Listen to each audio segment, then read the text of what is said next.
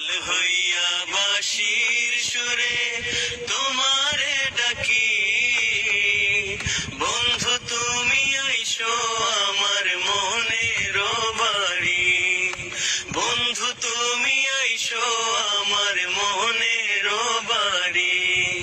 আমি রাখাল হইয়া বাঁশির সুরে তোমারে ডাকি, বন্ধু তুমি আইসো আমার মনের বাড়ি, বন্ধু তুমি আইসো আমার মনের বাড়ি।